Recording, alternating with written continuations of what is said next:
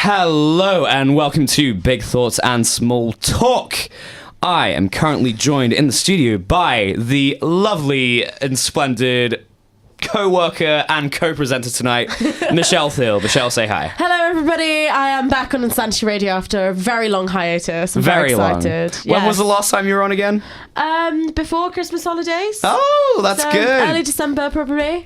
Well, I'm glad that I can have you back on. Yep, making my 2019 debut on your show. Hell yeah. That's what I like. That was Shallow by Lady Gaga and Bradley Cooper. It's my request. It was. Honestly, though, I don't mind it because I did see that film. It's a good film, right? It's a very good film. I don't get out to the movie theatre really at all these days. And I heard good reviews and I went and saw it and I cried. It's so good. It's literally, a very good I cried film. too. It is a very good film. I personally think Lady Gaga and Bradley Cooper are secretly in love, but that's just my own conspiracy theory. Well, I mean, all it takes is, you could be in a room surrounded by, 100 people and 99 people don't believe in you, but all it takes is that one person. And that one person was Bradley Cooper.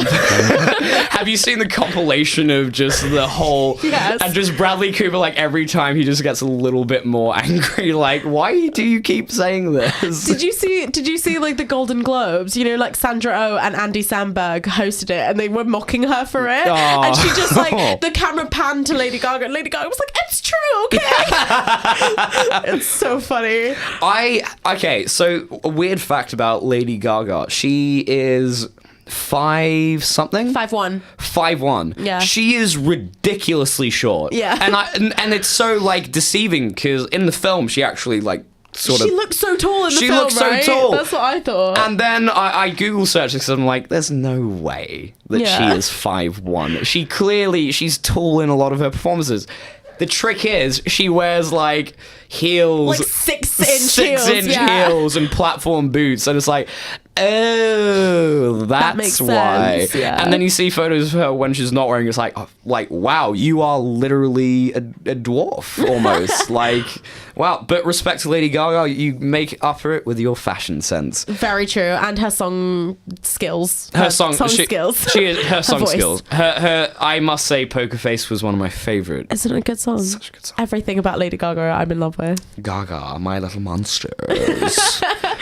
The other day, it was that I was talking to some friends at an unnamed venue, Ooh. and me and my friend, we were talking about A Star Is Born and talking about how much we love it and how we think Bradley Cooper and Lady Gaga should be secretly in love, right? And then our other friend, he was like, so what's that film that Bradley Cooper is in where he's a country singer or something and plays the guitar? And we were like, are you joking?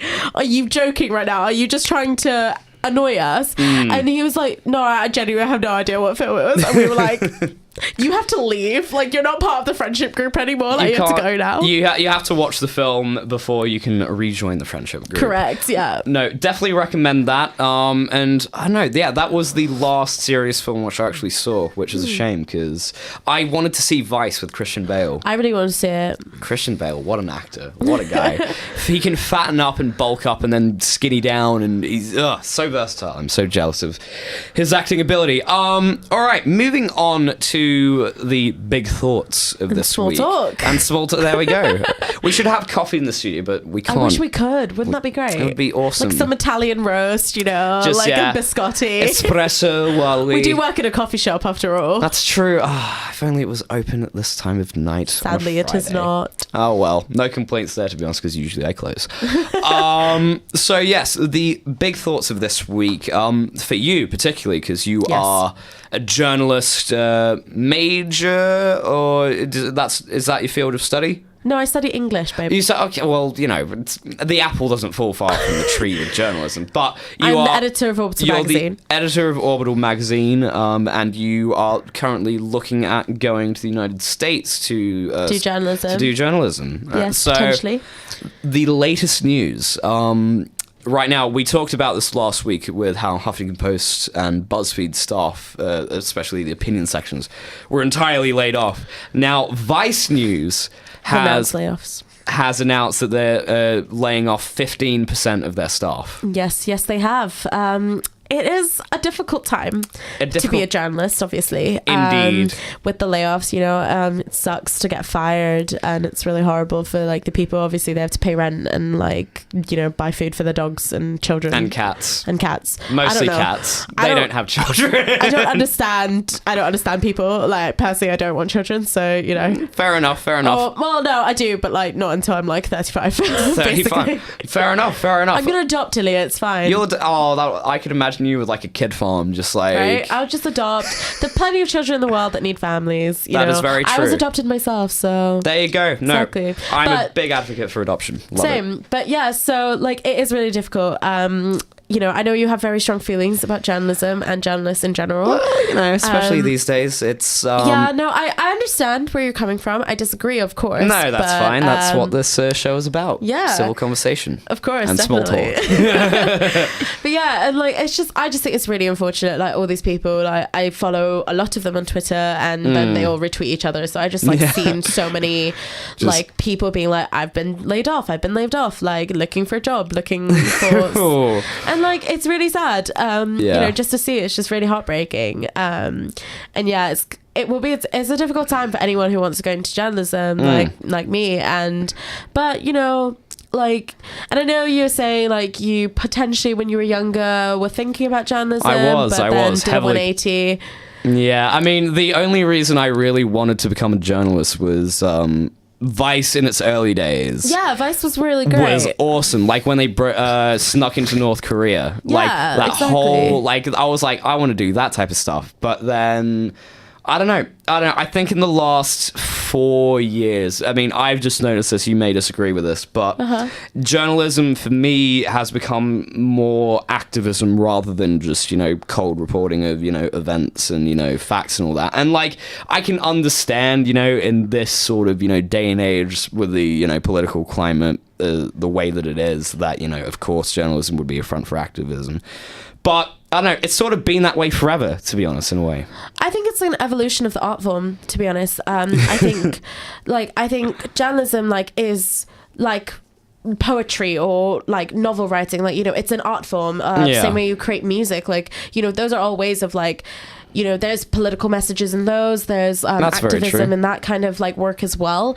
And I think it's an evolution of the art form. Like, for instance, Marie Colvin, who is a very famous war correspondent who died sadly in 2012, I think. Oh, rest her soul. Yeah, she basically like kind of created this very new form of journalism where she put her like emotion and her like personal kind of experiences into war reporting. Ooh. Which is something that wasn't done before. And like war reporting was very like, straight up facts, here it is, nothing else, no feeling. And I think like journalism nowadays, like I see where you're coming from with like journalism becoming activism, but like it can, and I know your criticism with it is like, in terms of political opinion, is that the activism is not your activism. Well, I mean, or like not your side, right? Yeah, I mean that's definitely part of an aspect. Is I think I mean obviously sort of more conservative media outlets like Breitbart or the Daily Wire certainly have that. They definitely are activists in their own right, but exactly. I think the major publications like the Washington Post, New York Times, especially these days, has become, I don't know, a very left-dominant platform. And I think for papers and publications as big as those and as influential as those, there needs to be a middle line. But I see where you're coming from, and to an extent I agree. And I think, but I do think a lot of their like cold reporting, like news reporting, because the whole point of news reporting is that there is no like emotion in it. It is just what has happened. And you are just laying out the facts, and then the person reading it can make their own judgment. And I still think that like outlets like the New York Times and Washington Post are doing that in their news reporting, potentially in their opinion lines, and in other kind of journalism they aren't doing that. They are too lefty for your liking.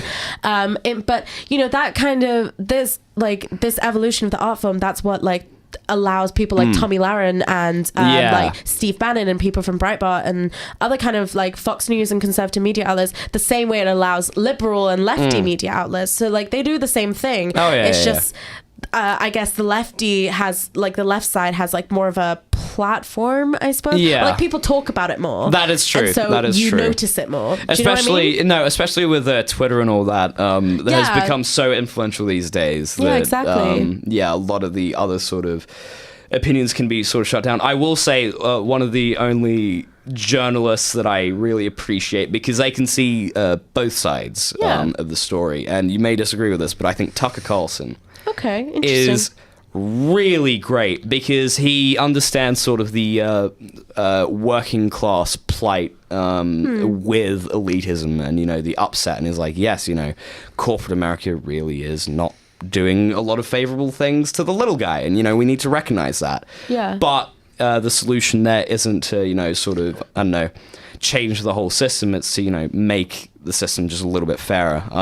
But yeah, I mean, honestly, I think these days with the internet and especially things like Facebook Live and people just whipping out their phones and recording just whatever they want, I don't know, journalism is certainly changing. It's becoming more of a, I don't know, individual sort of medium these days. Citizen journalism, yeah. Well, that was a very good brief. It's very interesting. I enjoyed that. That's good. This is Big Thoughts and Small Talk on Insanity Radio 103.2 FM, and we are moving on to our next song. It's very jazzy. Very jazzy. I try and keep it jazzy. All about the jazz. This is Over and Over by Hot Chip. We will be right back. And welcome back to Big Thoughts and Small Talk. We were talking about journalism in the last segment, and now sort of segueing, because journalism is sort of related to the political sphere, especially these days. That was pointed. Yes, smooth transition right there. 2020 is approaching us closer and closer, and looking to be even crazier than the last election. Oh, this one is going to be a poop fest. It is going to be a wild one. I cannot wait. I really 2016. You just like to watch the chaos, right? Oh, I love the chaos, because I mean, just the jokes and the politics is a joke. I'm a politics student. It's an absolute joke. It's a farce. I don't know why anyone takes it seriously. Trump certainly doesn't. Comedians are going to have a field day. Oh, yeah. 100%. So if you've been following the news, the Democrats are starting to roll out their potential candidates. Yes, I have seen that. So today... I get regular news updates on my phone. There you go. Good girl. So... Patronising. Well, it's not meant to be patronising. I respect the fact that you are politically and socially aware. I respect that. I'm a journalist after all. There you go. Well, it's part of the job description, I guess. So Cory Booker, who is a senator for the Democrats, I forget which state he represents, has just announced that he will be running for president. So he As has Kamala Harris. Elizabeth Warren, Kirsten Gillibrand. Yes.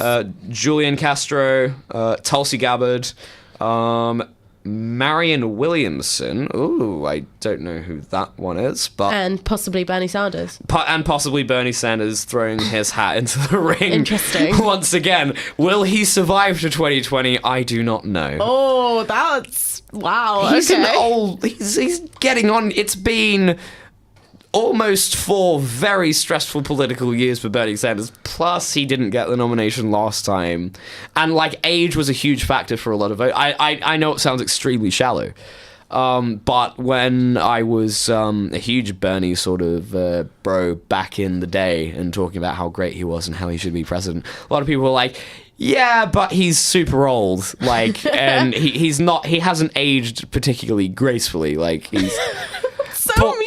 I mean, he's poor guy, but the years have worn on him, and there's no shame in denying that. 3 lake houses can be stressful. It must be. I would love a lake house. I have I just want a house, a shack. I'll have a shack. I don't care. A love shack. I was thinking more of a Ted Kaczynski. That's shack what you should play in the Love Shack. Yeah, B-52s. Come on. Oh, I might queue it up for the end. I was listening to it yesterday before Rainbow Road. It was great. Ooh, very nice. Very nice. No, No, I would love the energy of a lake house of like, you know, you can be in a lake house and it's really quiet and there's nothing, and like you can jump into a lake and like just read and like just be with the person that you're there and like turn off your social media. That's what I want. It would be great. It would be that is the dream. That's why I want to farm. Me and my best friend really want to go to a lake house like on a holiday, but it's quite expensive. So we're like, we need to get other people to come with us. They are pretty. Like one day we have like boyfriends or girlfriends or something, and then we can go. That's the vibe. That's the vibe. I feel that. Well, if you ever need or want a person to go to a lake house with, you know. All right. No, okay. not in. Oh, for God's sake, not in that sense. I just want to go to a lake house and go fishing. And you don't want to be my boyfriend? I'm very offended. I'm locking myself into a box here. Yeah, you really are. Keep digging. I dare you. If you're looking at the cameras now, there is panic on my face ensuing. I tend to bring that out in people. You do. You're a very intimidating barista. Oh, thank you. Do you want this coffee? Throw it at people. Okay, compared to like Ian, for instance, I am so nice to people. Ian's lovely. What are you talking about? Ian's not. None of the thoughts and feelings talked about reflect that of Insanity Radio 103.2 FM. Our personal opinions and our personal anecdotes, nothing to do with anything. Well, I think Ian is a lovely barista. I'm sure you do. Yes. Do you have like a secret crush on him or something? I've had a secret man crush on Ian. It's not a secret. That's so sweet. It's not you guys should get together. No. It's in. Listen, why can't one guy tell another guy that he thinks his booty looks fly? I'm just saying. Do you remember when we came on the radio show, we said we'd set you up with someone? So maybe he's the one we should set you up with. It would be purely platonic, I assure you. I hate to disappoint you, Ian. Honestly, you disappoint me every day, Ilija. I disappoint myself every day. Okay, so the Democrats have 1, 2, 3, 4, 5, 6, 7, 8 candidates. Wow. Currently. Intense. Well, I mean, compared to the Republicans had 16 last time. Oh, that's true. And then Trump came and just brush them all out. Demolish that one. That was Yay. easy. So yeah, the Democrats look like they're going to have a very tight competition. And we've got 5 female candidates. Interesting. Very interesting indeed. That would be great. Yeah, it's good to have a bit of difference. I mean, I personally, like, if there's any Democrat I want to see, like, compete with Trump, it'd be Tulsi Gabbard. I do respect her a lot. Yeah? She is a veteran, and she has a great foreign policy, I think. So I wouldn't mind seeing her in the White House. I think she'd do a fine job. A fine job. Okay. Tulsi Gabbard, if you're listening, you've got Ilya's seal of approval. You got my endorsement. Because she's definitely going to be listening to Insanity Radio, a student radio station in Egham, Surrey, at 10:38 in the evening. Well, you never know. She might be on a Friday. She might be headhunting for people to help with her campaign. In which case, and would you join? Even though you're not a Democrat. No, for the job experience alone. Honestly, I'd want to. My dream is I hope Kanye runs in 2024, oh my God. so I can work on his campaign. That would be the funniest. And just, like, honestly, one of the most interesting life experiences you have, getting, you know, the most influential rapper of the 21st century to run for president. Very true. That would make a great Netflix documentary. Oh, that would. So another declared candidate is Howard Schultz, the CEO. Oh, for God's sake. The CEO of Starbucks. And he is not running as a Democrat, he's running as an independent. So, I mean, And then he got a 60-minute interview. It was like, mate. He's Howard Schultz. He's got the money. He's the CEO of Starbucks. He literally feeds most of Seattle. Oh, Jesus. Yes. So we do have cups that say Seattle's best coffee now. It's not, though. It's Seattle's most common coffee, I'm sure, but it's not the best. I agree. I've never been to Seattle. I don't have much desire to go. One of their most famous landmarks is a wall filled with gum. That's not... I thought that was in like San Francisco or like LA or something. I think that's Seattle. Bubblegum Alley. I'm pretty sure that's in LA. It's one of them. It's one of those... No, it's in LA. It's in LA. It's one of those coast... It's like pink and there's like bloggers and Instagrammers who take photos with it. Let me just take a photo in front of everyone's chewed up, discarded gum. Delicious. That'll make a great Facebook cover.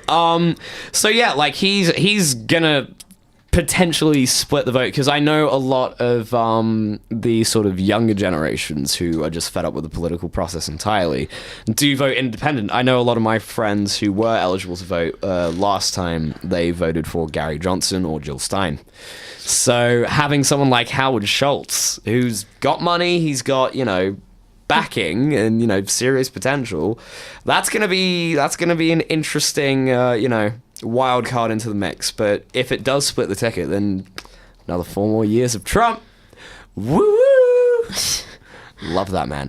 I must say, just objectively speaking, he, despite 2 years of being probably one of the most hated presidents of all time, he's looking good. He hasn't really aged that much. Usually the presidency wears on people by the second year.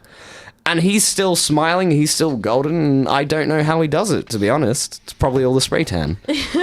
Probably, yeah. The spray tan and the McDonald's and, KFC feasts, the sustenance. Once again, the views of Ilija himself, not of Insanity Radio 103.2 100% FM. not. Hate to be endorsing Trump on this radio station. No. Insanity Radio is bipartisan and apolitical at the exact same time. Indeed it is. So yeah, that's what's happening on the sort of... That's the tea. That's the tea. That's what's happening in the sort of political world in the United States. So it's going to shape up to be a very interesting one. I can't wait, because I will be graduated by then, and I'll be hopefully an American citizen by then. Oh, interesting. Very interesting indeed. I actually, my plan is when I do get my citizenship and I have to do the swearing in... To the Pledge of Allegiance. The Pledge of Allegiance. I want an American flag tuxedo. Oh, Jesus Christ. And I saw that coming a mile away. I'll wear my cowboy hat and everything, and I'll be... You're so ridiculous. How am I friends with you? Because I'm hilarious. Are you? Just a little bit. Just at times, I have my moments. You're going to play some music now? Not yet. We still have one more thing about America to talk about. We will be talking about... the cold weather in the United States. It is, so basically, negative 65 degrees Fahrenheit wind chills in some areas. Horrific. They've stopped the postal service in parts of the United States because it's just impossible. Don't go out. You will literally die. They said if you are out for longer than a minute in some of the worst areas with any exposed skin, you will get frostbite. Yeah. My friend, goes to university in Nebraska, and she texts us updates about the weather, and she's like, it's too cold, there's frostbite warning, classes are cancelled, and we're like, oh my god, we can't leave the building unless you have 30 layers and padded heating, electric blankets, all that sort of stuff. Fun times. I kind of wish I could experience the really extreme weather. I went to see my lecturer earlier, and I was complaining about the snow, and he was like, this is barely anything, and I was like, it's really irritating, and I nearly died this morning, because I embellished obviously. And have you met me? I am a drama queen. And he was like, I'm literally from Chicago, this is nothing, this is nothing. We get a deep dish pizza, and we're cold. That's a terrible accent. It freezes Please on stop. your way home. No. I don't know a Chicago accent. I can only really do a Bostonian accent. Boston it's not accent. even that good. No, you take the Charlie card, you go to Quincy Market, and you take the T, and you see Tom Brady and the Patriots. I'm terrible at accents, so I can't really judge, but at the same time, you're terrible. I know I'm terrible. But speaking of Tom Brady, Super Bowl Sunday coming up. I can't wait. I hope to see all of you at the Pacos. I certainly will. Well, they're the only place. Well, no, they're not the only place. They're one of the only local places. I'm busy that day, actually. Sorry.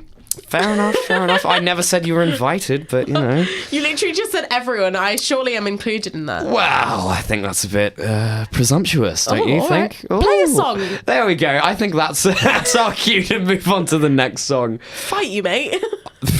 The show's almost done. I'll take you out. Got another show to do. You can't do this. Okay, well, in the break, we'll have a little scrap. This is The Man by Ali Black. You're listening to Big Thoughts and Small Talk on Insanity Radio 103.2 FM. And we are back with Big Thoughts and Small Talk. I don't know why I'm putting on this sort of sexy, like, yes, this is the You lay think down. you're sexy. Just, I try to be confident. I'm my own king. Sorry, babe. It's okay. It's all right. I won't take it personally. We are getting close to the end of our hour, which I always find disappointing because, again, I could talk with everyone, especially you, Michelle, for days. To be honest, I like that. That's nice. You're a good person to converse with and talk life and philosophy and all the fun stuff. You challenge my own perspectives, which I always appreciate. So well, I mean, we do have very differing, extremely views, different, so, extremely different. It is quite interesting to chat to you. I have to be in the right mood to do it, though. That's very true. That's very a couple drinks and yeah, exactly. Just need a few coffees and I'll be fine. I'm fine. Exactly. Usually you need a cigarette break in between as well when talking with me. At least I know that's the case when I talk to myself. No, before we go, I have good news. Great news, actually. Do you know the actor Brendan Fraser? Yeah. Okay, so he is free now. From what? Paying alimony. He got divorced back in 2008, I believe, and he had to pay alimony for about almost 10 years. Is it good that he's free? Well, from doing that? I mean, or is that bad? It was a messy, like, he had no money, like, no money, and like these are photos from him from today, like having a ball. He's like, I have money in my pocket now. My ex-wife, she's not taking it. Yes, Brendan Fraser. Well, good for him, I guess. I feel it's good to have the king back. Yeah. Now get on to making a new mummy film. I need that. In my life, Brendan. That's fair. It's anyway, very fair. Wrapping up. This has been Big Thoughts and Small Talk. Michelle, say your farewells. Goodbye, everyone. I'll be back on the radio in like 10 minutes. 10 minutes, exactly. I will catch all of you next week where we'll be getting up to more hijinks and talking more stuff, more Big Thoughts and Small Talk. All right, this is Young Love by the Mystery Jets. Catch you all next week.